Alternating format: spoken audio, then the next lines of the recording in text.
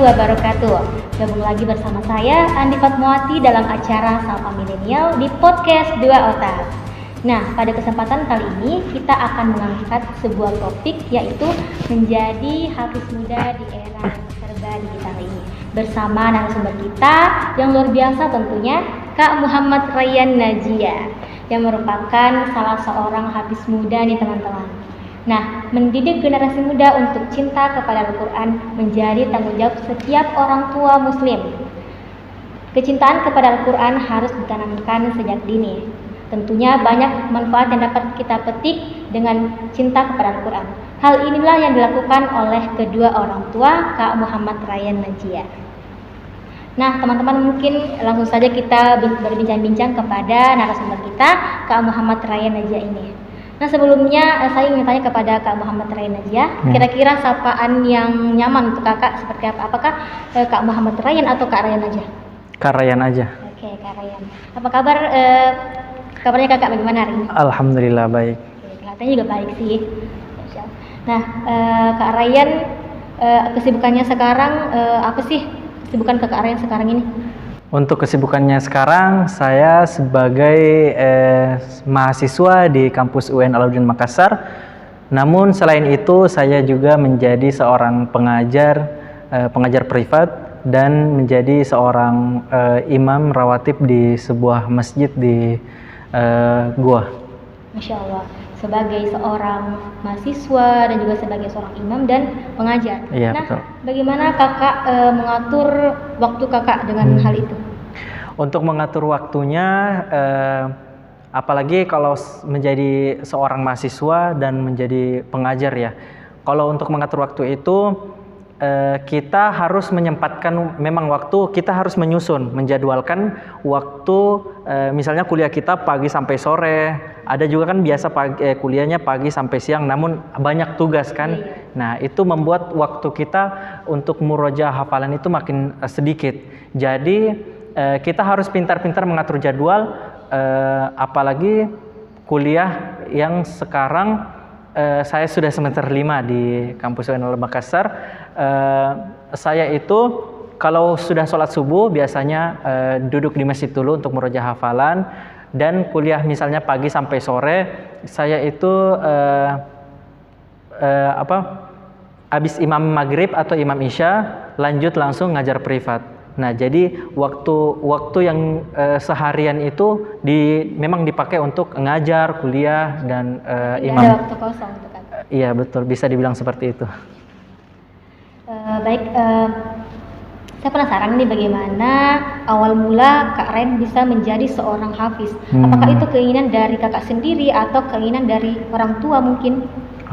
Jadi kalau untuk awal mula menjadi seorang hafiz Quran ya, pertama sih dari dorongan kedua orang tua, karena kebetulan latar belakang kedua orang tua saya itu seorang agamis. Jadi orang tua kita itu menuntut untuk anaknya paham dengan agama. Jadi setelah SMP itu saya langsung dimasukkan ke dalam pondok. Nah, kebetulan saya juga nyaman atau senang dengan lingkungan seperti itu. Jadi saya merasakan bahwa memang juga saya tidak dipaksa. Itu kemauan orang tua, dan saya merasa juga nyaman untuk bisa menghafalkan Al-Quran. Berarti itu bukan paksaan dari orang tua, keinginan sendiri juga? Iya, betul sekali. Nah, dari aktivitas kakak yang tadi seperti menjadi seorang imam, mahasiswa, dan pengajar, bagaimana cara kakak untuk menjaga hafalan kakak sendiri? Untuk menjaga hafalannya, memang kalau dalam kondisi sekarangnya sebagai mahasiswa itu sangat membutuhkan waktu lebih. Ya, seperti saya bilang tadi, kita kalau habis sholat subuh itu, disitulah kita menyempatkan waktu untuk murojaah hafalan Al-Quran. Yang seperti kita tahu bahwa seorang hafiz Quran itu adalah pekerjaan seumur hidup. Jadi kita memang harus tahu betul untuk mengatur jam-jam kita, apalagi sebagai seorang mahasiswa, sebagai pengajar, sebagai imam masjid, mungkin seperti itu. Nah, penasaran nih Kak, untuk menjadi untuk menjadi seorang Kak Muhammad. Saya minum dulu nih. Oke, boleh. Nah, mungkin penasaran nih, untuk menjadi seorang Kak Muhammad Rayyan Najia, kira-kira bentuk bentuk pendidikan orang tua di rumah itu seperti apa? Apakah ada pesan yang diingat atau dipegang dari mulai kakak belajar menghafal Quran sampai menjadi seorang hafiz? Jadi pesan orang tua, kalau bahas tentang orang tua memang agak sedih ya. Jadi pesan-pesan orang tua itu untuk anaknya pasti ingin menjadikan anaknya sebagai orang sukses di masa yang akan datang ya. Jadi orang tua saya itu ingin memang anaknya mengetahui ilmu akhirat. Jadi dia ingin menjadikan anaknya sebagai seorang hafiz. Apalagi dalam sebuah hadis dikatakan bahwa jikalau anak menghafalkan 30 juz Al-Quran, nanti di akhirat kelak kedua orang tuanya akan dipakaikan jubah dengan mahkota, seperti itu. Nah, apakah mungkin ada perubahan yang kakak Rayaan rasakan mulai pada saat mulai belajar menghafal Al-Quran sampai menjadi seorang hafiz? Apakah ada perubahan signifikan yang kakak Rayaan sendiri rasakan? Untuk perubahannya sih di awal-awal mungkin sebenarnya kita masih agak kesusahan ya, karena waktu kecil, apalagi yang dikatakan hafiz muda. Jadi saya itu hafiz sudah menghafalkan 30 juz itu di umur 15 tahun. Jadi sebenarnya tekanannya dulu yang agak berat. Kita merasakan bahwa bagaimana cara mengatur waktu itu. Dan untuk perubahan yang saya rasakan setelah itu, seperti kita disegani dengan orang-orang, misalnya bahwa seperti kita di kampung orang yang menjadi imam tarawih Ramadan, kita sangat disanjung sama orang, kita dihargai karena derajat kita merasa bahwa tinggi di sekeliling orang-orang. Dan saya merasa bahwa rezeki yang kita dapatkan dari Al-Quran itu sangat banyak. Seperti saya di umur saya yang 17 tahun, saya sudah bisa mengajar di sebuah pondok, menjadi imam masjid. Itu sebuah rezeki yang diberikan oleh Allah lewat Al-Quran ini. Nah, seperti yang sekarang ini kan era serba digital nih Kak. Bagaimana pandangan seorang kakak sebagai seorang hafiz menanggapi hal tersebut? Oh ya. Untuk kita sebagai seorang hafiz Al-Quran, apalagi di era yang sekarang memang sudah serba digital ya, yang sangat mempengaruhi sebenarnya adalah lingkungan kita. Jadi kita memang harus memilih-milih. Ya betul sekali, lingkungan pertemanan kita seperti apa, karena pertemanan itu sangat mempengaruhi diri kita sebenarnya. Apalagi era sekarang bukan cuma digitalnya tapi orang-orangnya juga. Jadi kita memang godaan sekarang itu sangat luar biasa, apalagi bagi para penghafal Al-Quran. Jadi untuk gadgetnya itu sebenarnya penghafal Al-Quran juga bisa memanfaatkan itu, karena apalagi sekarang zaman yang modern ini sudah ada aplikasi Al-Quran ya.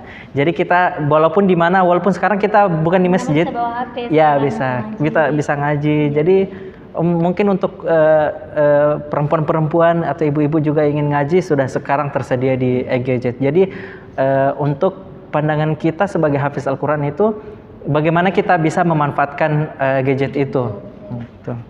Oke.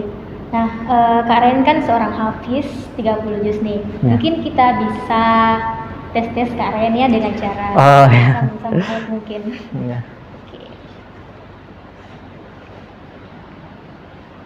أعوذ بالله من الشيطان الرجيم وألقوا في الأرض رواسي أن تميد بكم وأنهارا وسبلا لعلكم تهتدون. Mungkin kalian bisa sambung. أعوذ بالله من الشيطان الرجيم. بسم الله الرحمن الرحيم.